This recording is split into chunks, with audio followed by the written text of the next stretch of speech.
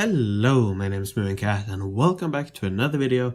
In this video I will be going over some amazing tech designs and some amazing forge points design for the Celtic Forest set. This set was first introduced last year during the St. Patrick's Day event, but now with this year's St. Patrick's Day event coming up, it is finally time to think seriously about this set and come up with some great attack and forge point setups for it. Back in the day when it was released last year, I didn't think too much of it, and for the amount of sets you could pick up during that time, you couldn't really get any great designs. But now, when it will hopefully return in the St. Patrick's Day event, and hopefully in the Antique Dealer as well, we are now finally able to create some amazing setups with this set. In a few days I will be making a video on how to get these kits during the St. Patrick's Day event. So if you're watching this video when that is out, the link will be in the description. And if you're watching this video after the 2021 St. Patrick's Day event, then yeah, hopefully the Antique Dealer will have you covered. So yeah, with that, I think I'll first go quickly over all the buildings in the set, and then I will be going over some of my suggested designs. So it has 5 buildings. The biggest one is the Moon Gate. It gives a lot of forge points and some goods. Yeah, it's 4x3, so quite big. Then you have the Fairy Rings. It more or less the same, gives a lot of forge points and goods. Then you have the Druid Willow, which gives, most importantly, defense for the attacking army. It gives 6 defense for 6 tiles, so in itself that's quite nice. Then you have the absolute star of the set, at least when it comes to attack designs. And that's the Majestic Stag. It gives 2 forge points and 4 attack, which in itself might not sound too impressive until you realize it's a 1x1 building. So in itself, this is a crazy building. And then you have the Standing Stone, which gives some boosts you probably don't care about. So yeah, that's the buildings. Each of them have 2 levels for my designs. You need these to be level 2, and some for the forge point designs you also need these to be level 2. But you do not need the Standing Stone to be level 2. So with that, let's move on to attack designs first. Before I do, I quickly want to go over some of the current buildings, attack buildings, and kind of see what they give in terms of attack per tile. So this is Foyolit's spreadsheet, Penguin Pat. Here he has quite a few buildings sorted by attack per square. So if we exclude these 3, which are kind of special, we see that the absolute best attack building at the moment is the House of Horrors from the Halloween event, which gives over 2 combined attack per tile. Then we have the Fall Event set from a few months ago, which is also very nice, up to 1.8 attack per tile. But then you see that other than those, the best buildings are around 1.2 attack per tile. The upcoming Druid Temple, for example. And then you see that the more regular attack buildings are around 1 attack per tile. So this area here is kind of the ballpark at the moment. This is where most buildings are attack buildings. So that is what we have to compare the Celtic set to. So let's move on to some attack designs.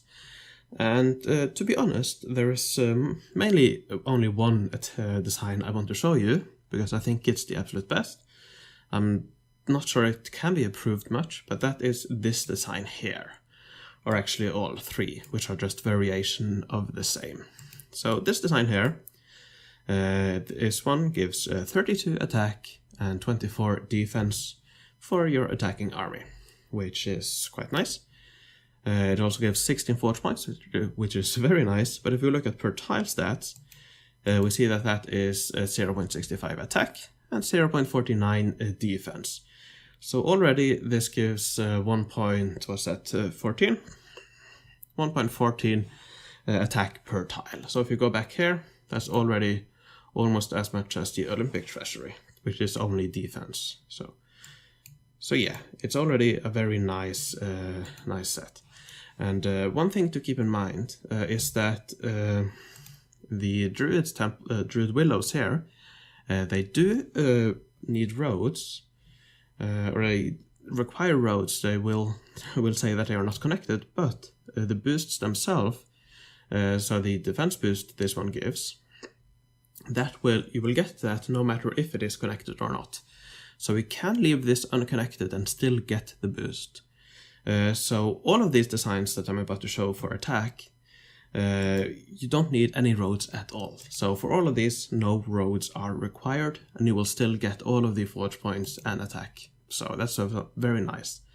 But you can, if you want, connect these. The only thing you gain with connecting them is the happiness. But yeah, so you don't need to connect them, even though they do require roads. So yeah, this set here can easily be extended. So here we have an extended version with kind of 3 of these modules. Here you can see that it gives almost 100 attack, almost 50 defense. But in terms of per tile, you can see now that this up to 1.21 attack per tile. So very nice. Again, going back here, we see that that is, yeah, absolutely among the best. And in addition to the attack, you get a lot of forge points, 0.4, which is, it's not really among the absolute best, but it's very nice. And you gain it just kind of coincidentally because of all the attacks. So even without thinking about forge points, you get a lot of forge points for the attack focused designs. Now this you can, as you can see here, if you want, you can add 2 additional majestic stacks on top of here if you want. These will give 4 additional forge points, but they will not give any additional attacks. So if you want to, you can extend it and do something like this instead. So we'll get 8 additional forge points for no additional attack. So that's up to you if you want that or not. Another thing you can do is that you can do something like this, for example. You most likely have these already in your city, so if you don't want to remove them, this is one way to use them. So you could do something like this, perhaps something like that. Make that your first step on your design. So that's one possibility. Of course, the attack efficiency will go down, but if you already have these in your city and you don't want to store them, this is one possibility. The second thing I want to show when it comes to attack buildings are some more attack defense focused buildings. As I mentioned, these buildings here, they give 6 attacking defense. So with that you can create some alright attacking defense designs. They're not the greatest, but they're okay. So yeah. I won't go over all of these, but this, for example, I believe, or this, you can see it gives 0.86 defense per tile. That is 24 in total. So it's not among the best. So if you go back here, you can see that the best defense buildings give around 1.2, perhaps 1.2 attack per tile. So it's definitely below, but it's a possibility if you want to. Here are perhaps some simpler ones to fit into your city, 0.8, 0.2 forge points. Here, for example, a quite simple design, only need 5 pieces. Gives same amount of forge points as Shrines of Knowledge, with some additional attacking defense. So I probably wouldn't recommend any of these, but it is one possibility if you want to. And here we have a kind of a compromise between forge point and attacking defense. As you can see, this one gives 28 forge points, 24 defense in terms of per tile. You have 0.6 almost attack, forge points, sorry, and 0.5 attack per tile. So yeah, that's a possibility. But I would definitely recommend going for this. Here you can see the extended with those 2. And this one you can extend infinitely. If you, let me see, I believe like this. As you can see, you can extend this very simply like this. and do that yeah, infinitely, as long as you want, as long as the city allows for it, and as long as you get all of the kits. So that's my favorite. That's what I will do eventually when I get enough pieces. So yeah, I'll just refresh this so we get the original one. So yeah, I will be going for this first, and then I will be extending it as I get kits. So with that, let's move on to forge point designs. And again, as I did with the attack, let's quickly see what the state-of-the-art forge point efficiency buildings are. So here you can see forge point per tile. This is a Wikipedia page. I will link it in the description as well. So if we exclude the top 4 here, which you will see are the settlement main reward buildings, these are kind of unique, one-of-kind buildings. But if we exclude those, we see that the best one at the moment is the Jade Statue at 0.75 forge point per tile. The Art Exhibition, for example, 0.63 forge point per tile. Statue of Honor, 0.58, and so on. So you can see that a lot of buildings now have 0.5 forge points per tile, so that's kind of the standard now, I feel like. So yeah, with that in mind, let's look at some forge point designs. I won't go too much into detail in all of these, but there are 2 main things I want to show. The first one is this very interesting and unique design. It gives 32 forge points, which is very nice, and it doesn't require any roads at all. So without any roads, relatively small, you can get 32 forge points. But if we look at per tile stats, this is where the crazy part starts. 0.8 forge points per tile.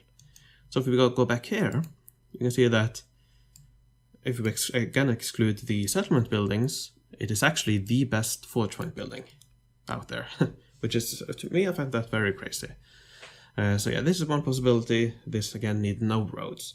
One small thing to consider is that if you have a blue galaxy, a lot of these would be better because you get the bonus. But here, the way you get forge point, as I mentioned in the beginning, is from these buildings here, the 1x1 buildings. So yeah, you won't use your blue galaxy on these, but yeah, overall very nice. The other thing I want to mention is kind of how you go about creating a forge point focused design, and that's using a lot of these modules here, which you can see all over the place. So here, kind of inside here as well, inside also. And that's the main, one of the 2 main building blocks of these forge point focused designs. Because if we take this in isolation, you see that it gives 4 forge points. And not always, but often also for attack. But if you look at per tile, that's 1 forge point per tile. So that's yeah, the same as these best pieces here. So kind of the way you make these forge point designs is that you get a few of the moon gates and the fairy rings, which, even though they're not as efficient, so 0.44 forge point per tile, 0.67 forge point per tile, which is still respectable, you get a few of these, and then you try to fit as many of these between them as possible. So here you can see some designs where you try to have a few of the moon gates and the fairy rings with a lot of these majestic stags in between and a few standing stones. And all of a sudden you get some crazy designs. So if you look at, I don't know, this for example, you can see that this gives 78 forge points, 48 attack per tile. Here we're looking at 0.76 forge points per tile. This one, for example, 0.79. This one I believe is a little bit lower, 0.72, and so on. So you can get some very crazy results. This one, 0.74. So some very high forge point total. Of course, you get quite a lot of goods as well, although we probably don't care too much about that. And in addition, as you can see from all of these, or most of these, you do get some attack as well, actually. So that's also nice. This one, in particular, you don't get any attack. Here you only get forge points. And if you leave it unconnected, you only get forge points from this. And I believe some medals as well. Yeah, a few medals, but yeah, mainly forge points. So yeah, that's something to consider. When it comes to roads, of course, for these setups you need roads. You need roads to the moon gates, to the fairy rings. You don't necessarily need to the Druid Willow. You can if you want to.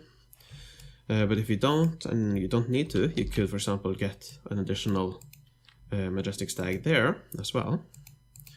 For 2 additional forge points. That's one possibility. Perhaps I should have done that by default, actually. So if we look at that, what does that do to... Here you can see that gives... it improves a little bit the efficiency. So yeah, you don't need to connect those to roads, but you do need to connect the moon gate and the fairy rings to roads. So yeah, I think I'll leave it there, that you can play around with it yourself. Oh, before I stop, I quickly want to give a shout out to VZ on my Discord server, which suggested a few of those designs I just showed you. I tweaked them a little bit, but yeah, they're based on designs by him. So shout out to you. And if you want to join my Discord server, it's down in the description. Here we can talk about all stuff about the sets, for example, and events and settlements and so on. But yeah, other than that, thank you very much for watching. As I mentioned, in a few days, I will be uploading a video on how to get these pieces from the St. Patrick's Day event. But yeah, other than that, thank you very much for watching. I will see you in the future, and yeah, bye bye.